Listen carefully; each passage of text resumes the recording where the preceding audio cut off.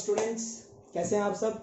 बेटा आज अपन चैप्टर नंबर 9 स्टार्ट करेंगे, क्लास 9 का, force and laws of motion. Force और उसके लॉज। तो फोर्स का जब नाम आता है तो मेरे को दिमाग में एक ही चीज क्लिक होती है, sir Isaac Newton. What a great man he was. मतलब बेटा आप समझेंगे अगर फोर्स को, तो फोर्स डिस्कवर इनिशियली किसने किया? न्यूटन ने। न्यूटन भाई साहब कौन? पेड़ के नीचे बैठे थे, ठीक है, ऐसे करके बैठे थे और कुछ सोच रहे थे। सोचते सोचते यहां से एक एप्पल उनके सर पे गिरा, तो वहां से उन्होंने फोर्स की थ्योरी स्टार्ट की कि फोर्स एक्चुअली होता क्या है। तो बेटा उन्होंने फर्स्ट फोर्स जो दिया है, ठीक है, 3 लॉज पे दिया है, न्यूटन के 3 लॉज जो अपन जानते हैं। तो अपन पहले स्टार्ट करते हैं बेटा, इस चैप्टर में अपन को क्या क्या पढ़ना है? फोर्स, टाइप्स ऑफ फोर्स, ठीक है, फिर लॉज, न्यूटन के लॉज तीनों, first second third, laws of conservation of momentum, ठीक है, और बस 2-3 चीजें और इसके न्यूमेरिकल्स, और ज्यादा कुछ नहीं है। चैप्टर बहुत छोटा है, ज्यादा बड़ा भी नहीं है। तो फोर्स एक्चुअली होता क्या है, तो अपन फोर्स से स्टार्ट करते हैं। नॉर्मल जो मीनिंग होता है फोर्स का वो होता है पुश और पुल। किसी चीज पर या तो आप पुश करेंगे, ठीक है, या उसको खींचेंगे, ठीक है। पुल करना यानी खींचना, पुश करना यानी धक्का देना, पुश करना, पुल करना। तो ये जो फोर्स होता है, फोर्स क्या होता है? पुश और पुल ऑफ एन ऑब्जेक्ट। किसी भी ऑब्जेक्ट को पुश और पुल करने को अपन क्या बोलते हैं? फोर्स। बट ये था अपने 6th-7th क्लास का, लेकिन 9th क्लास में इसकी डिफाइन, एक्चुअल डिफाइन अलग है बेटा, और 11th क्लास में जैसे ही आप एंटर करोगे तो डिफाइन अलग होती जाएगी, ठीक है। अब इसमें डिफाइन क्या है? ये सही था बेटा, पुश और पुल। ये एक क्या होता है वर्ड का, फोर्स का मीनिंग हुआ। अब फोर्स के डिफाइन अब पढ़ेंगे अपन।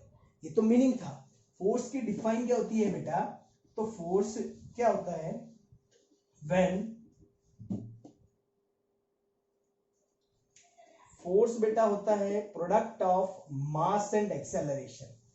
किसी ऑब्जेक्ट के मास और एक्सेलरेशन पे डिपेंड करता है फोर्स। एम का मतलब होता है बेटा मास, और ए का मतलब होता है एक्सेलरेशन। इस पे डिपेंड करता है फोर्स। फोर्स की ऐसा यूनिट क्या होगी? मास की होती है किलोग्राम, मीटर पर सेकेंड स्क्वायर, या तो ये, और डिस्कवर करने वाले भाई साहब कौन? न्यूटन। तो उन्होंने ऐसा यूनिट क्या दे दी? एम, ठीक है। तो फोर्स की ऐसा यूनिट क्या होगी? न्यूटन होगी। तो फोर्स क्या होता है? Product of mass and acceleration.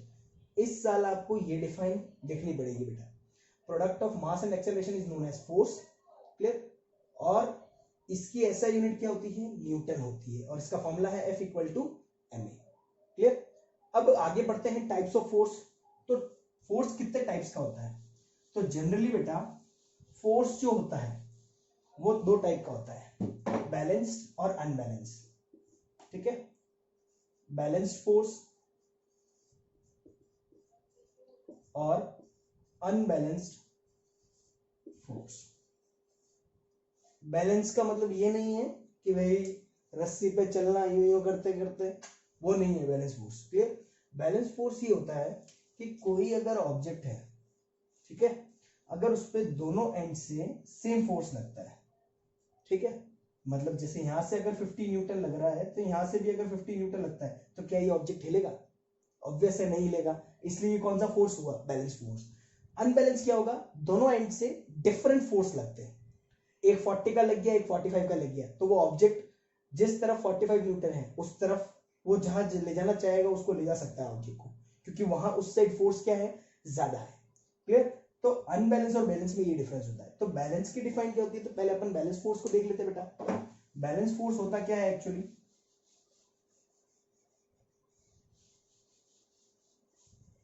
Starting करते हैं बैलेंस फोर्स से। Balanced force when same force is applied on an object from both ends, ठीक है। अगर किसी भी ऑब्जेक्ट पे सेम फोर्स अप्लाई करते हैं दोनों एंड से, तो उस फोर्स को बोला जाता है बैलेंस फोर्स, ठीक है। नेक्स्ट इसका मैंने अभी आपको डायग्राम बना के बताया था कि यहां से भी 50 न्यूटन लगा रहा है एक ऑब्जेक्ट, और इस साइड से भी 50 न्यूटन, तो रिजल्टेंट क्या हो गया 0, क्योंकि दोनों अपोजिट डायरेक्शन में लगा रहे हैं। 50 माइनस 50 आंसर क्या आएगा, 0 आना है, ऑब्वियस है। नेक्स्ट है बेटा अनबैलेंस्ड। अब अनबैलेंस में क्या होगा, ठीक है, अब यहाँ पे ऑब्जेक्ट है ना, डू नॉट मूव, यहाँ पे एक लाइन और लिख देना, due to balance force the object will not move from its place. Next है अनबैलेंस्ड। अनबैलेंस्ड में क्या होता है बेटा, when different force is applied on an object from both ends and the object will move 50 Newton और यहां से मान लो 40 न्यूटन, ठीक है, तो ये इस साइड पुश कर रहा है और ये इस साइड पुश कर रहा है। अगर रिजल्टेंट फोर्स देखेंगे तो 10 न्यूटन अभी भी बच रहा है, यानी 10 न्यूटन अभी भी फोर्स लग रहा है। 10 न्यूटन फोर्स लगने के कारण वो इस तरफ पुश होगा। क्लियर, तो ये हो गया आपका अनबैलेंस्ड फोर्स। तो ये टाइप्स ऑफ फोर्स हो गए। नेक्स्ट है बेटा, इसमें एक और आता है फ्रिक्शनल फोर्स। फ्रिक्शन पढ़ा आपने, सभी ने मेरे ख्याल से पढ़ा होगा फ्रिक्शन। बहुत सिंपल टॉपिक है फ्रिक्शन। फ्रिक्शन अपने डेली लाइफ में बहुत जरूरी है बेटा। ये इस फोर्स के बिना ही अपन जी नहीं सकते, जी तो क्या चल नहीं सकते, जीना तो इसके हाथ में नहीं है, sorry for that. Frictional force क्या होता है, अपन जब चलते हैं, दो सरफेस जब कांटेक्ट में आती है, ठीक है, तो एक फोर्स जनरेट होता है जिसको अपन बोलते हैं फ्रिक्शनल फोर्स। ठीक है, कोई भी दो सरफेस हो सकती है, जरूरी नहीं है जैसे अपने जो फुट है उसकी सरफेस और नीचे जो जमीन है वो दोनों टच होती है, उससे भी कौन सा जनरेट होता है फोर्स, फ्रिक्शनल फोर्स। ये जरूरी क्यों है, इसका कारण बता देता हूं। मान लो अगर फ्रिक्शनल फोर्स नहीं होता तो अपन हर जगह स्लिप होते हैं, ग्रिप नहीं बनती। ग्रिप जो बनती है अपनी, ये कॉन्टैक्ट फोर्स होता है बेटा, ठीक है, ये ग्रिप बनाने में काम आता है। इसके बिना अपन चल नहीं पाते और फ्रिक्शनल फोर्स हर जगह होता है। नॉर्मली आप इंक्लाइन प्लेन पे देखते होंगे, ठीक है, इंक्लाइन प्लेन पे जब ऊपर जाते हैं अपन तो मतलब अपन को स्पीड बहुत ज्यादा रखनी पड़ती है, फिर भी गाड़ी धीरे धीरे चलती है। क्यों, क्योंकि वहां फोर्स अपोजिट में लग रहा है।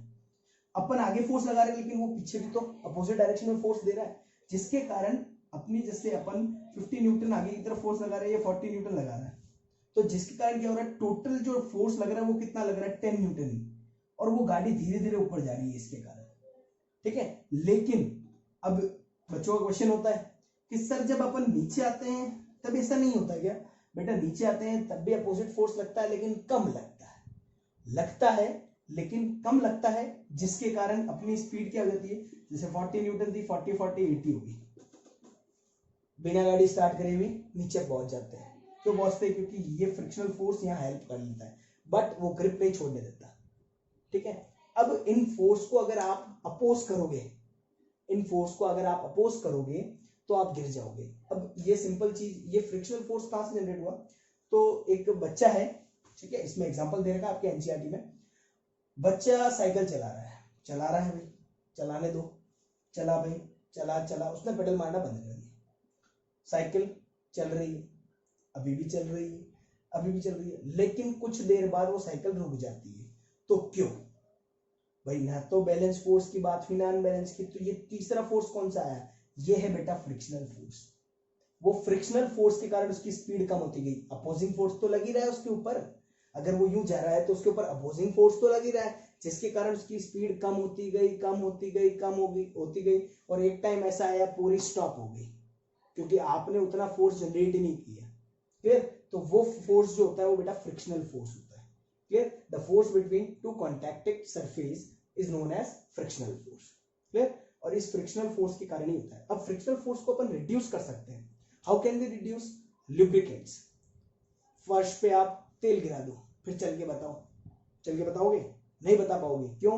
क्योंकि फ्रिक्शनल फोर्स 0 हो गया, सीधा स्लिप खाओगे। ठीक है, और सिंपल मार्बल्स आते हैं, ठीक है, आपने मूवीज में देखा होगा, मार्बल्स फेंक देते हैं, तो मार्बल से क्या होता है, कार तो कुछ नहीं होगा, कार के क्या 4 टायर्स होते हैं, तो चारों सरफेस टेंशन ज्यादा कवर करते हैं।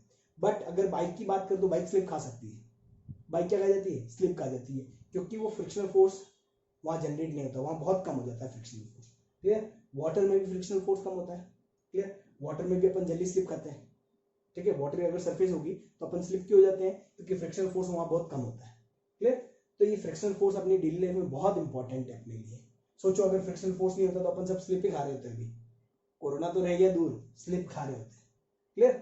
नेक्स्ट अपन पढ़ते हैं अब न्यूटन्स के लॉज। तो आज मैं फर्स्ट लॉ पूरा कंप्लीट करूंगा आपका, ठीक है बेटा। फर्स्ट लॉ क्या है फ्रिक्शनल का, सॉरी न्यूटन का। तो न्यूटन भाई साहब बहुत इंटेलिजेंट था। न्यूटन ने क्या कहा, यही मैंने अभी जो बाइसिकल वाला एग्जांपल दिया वो न्यूटन ने खुद ने बताया। न्यूटन ने कहा फर्स्ट लॉ में, बेटा 2 स्टेट बताई थी मैंने आपको 8 चैप्टर में, अगर किसी को डाउट है, ठीक है, 8 चैप्टर में मैंने मोशन का अच्छे से डिस्क्रिप्शन दे रखा है, तो मैं आपको लिंक प्रोवाइड कर दूंगा वीडियो में, तो आप उससे देख लीजिएगा। फर्स्ट लॉ में न्यूटन ने एक बात कही, न्यूटन ने ये कहा कि एक ऑब्जेक्ट अगर रेस्ट में है तो रेस्ट में रहेगा, मोशन में है तो मोशन में रहेगा, बट जब तक उस पर एक्सटर्नल फोर्स अप्लाई नहीं होता, अगर उसको रोकने के लिए कोई एक्सटर्नल फोर्स अप्लाई नहीं होता, तब तक वो रेस्ट में है तो रेस्ट में, मोशन में है तो मोशन में। अगर उसकी स्टेट को चेंज करना है तो आपको फोर्स अप्लाई करना पड़ेगा, वो उसका फर्स्ट लॉ था। तो फर्स्ट लॉ में इसने कहा it states that an object can not change it's state of rest or motion unless an external force is applied on it. Force is applied on it. जब तक external force apply नहीं होता तब तक कोई भी ऑब्जेक्ट ना तो रेस्ट से मोशन में आ सकता है ना मोशन से रेस्ट में आ सकता है। अब वो एक्सटर्नल फोर्स फ्रिक्शनल फोर्स भी है, ठीक है। तो ये देखो जैसे ये मार्कर है, इस मार्कर को अगर मैं टेबल पे रख दूं, ठीक है, और मैं कल आके हिलाऊं, कल तक मैं आऊंगा, तो ये क्या अपने आप अपनी जगह चेंज कर लेगा? नहीं कर पाएगा। क्यों? क्योंकि ऑब्जेक्ट अपनी स्टेट को चेंज नहीं कर सकता, ना रेस्ट से मोशन में आ सकता है ना मोशन से रेस्ट में जा सकता है, जब तक उसके ऊपर कोई एक्सटर्नल फोर्स एक्ट नहीं करे। अब एक्सटर्नल फोर्स कैसे? जैसे बाइसिकल चला रहे थे, अब बाइसिकल चलाते चलाते विंड का फोर्स लगता है, फ्रिक्शनल सरफेस का फोर्स लगता है, जिसके कारण उसकी बाइसिकल रुक गई। क्लियर? तो वो एक्सटर्नल फोर्स एक्ट कर रहे थे जिसके कारण उसकी स्टेट क्या हुई? चेंज। अब इसका एग्जांपल सिंपल है, फर्स्ट लॉ का एग्जांपल देख लो। जैसे मैंने अपन ट्रेन में ट्रेवल करते हैं या बस में ट्रेवल कर रहे हैं, ठीक है, बस रेस्ट में है, अपन भी क्या है? रेस्ट में। क्लियर? बस जैसे एक्सेलरेट करती है तो अपन किस साइड जाते हैं, फॉरवर्ड या बैकवर्ड? सोचो एक बार। अब मैं बताता हूं कहां जाएंगे, ठीक है। यहां पे देखना बेटा, ये बस, ठीक है, ये अपनी सीट, बहुत सारी सीटें, ऐसी सीटें बना दी अपन ने बहुत सारी, अपनी सीट ये वाली बेटा, ठीक है। बस अगर आगे जाएगी तो अपन भी आगे जाना पड़ेगा, लेकिन अपनी पोजीशन कहां रहेगी? अगर मैं आगे जाऊंगा तो मेरी सीट तो पीछे रहेगी ना। एग्जाम्पल से समझना, अगर मैं आगे जाता हूं तो मेरी जो पहली वाली लोकेशन थी वो तो पीछे रहेगी, तो मैं बैकवर्ड गिरूंगा। कहां गिरूंगा? पीछे की तरफ। बस अगर सडनली एक्सीलरेट होती है तो अपन पीछे की तरफ जाते हैं। क्यों? क्योंकि अपनी स्टेट कहां है? पीछे की तरफ। अगर चलती बस से आप कूदते हैं, ठीक है, बस मोशन में है, आप भी मोशन में, अगर आप कूदते हैं और एकदम खड़े जाते हैं तो यहां लगेगी, क्योंकि आप नाक के बल गिरोगे नीचे पूरा। क्यों गिरोगे? क्योंकि बस मोशन में है तो आपको भी 2-4 कदम मोशन में लेने पड़ेंगे, फिर आप अपने इंटरनली फोर्स से आप उसको रोक सकते हो बॉडी को। लेकिन अगर जैसे बस से कूदते हो तो ऐसे खड़े नहीं हो सकते। क्यों नहीं हो सकते? Because of inertia. यहां पे एक वर्ड बोला मैंने, इनर्शिया। इनर्शिया का मतलब होता है हर एक ऑब्जेक्ट रेजिस्ट करता है, रोकता है कि अपनी स्टेट को चेंज करने से, ना तो रेस्ट से मोशन में जाता है ना मोशन से रेस्ट में आता है। उस टर्म को बोलते हैं बेटा इनर्शिया। क्या बोलते हैं? इनर्शिया। हर ऑब्जेक्ट रेजिस्ट करता है, रोकता है कि मैं ना तो रेस्ट से मोशन में आऊंगा ना मोशन से रेस्ट। अगर तुझको लाना है तो मुझ पे क्या लगाना पड़ेगा? External force. क्लियर? आज के लिए इतना ही बेटा, बाकी अपन अगला टॉपिक कल से पढ़ेंगे, इनर्शिया के टाइप्स बताऊंगा। Thank you so much. I hope आपको ये वीडियो अच्छा लगा हो। लाइक कीजिए, सब्सक्राइब कीजिए, शेयर कीजिए अपने फ्रेंड्स को, और ऐसे ही अच्छे अच्छे वीडियोस आपको मिलेंगे इस चैनल पे। Thank you so much.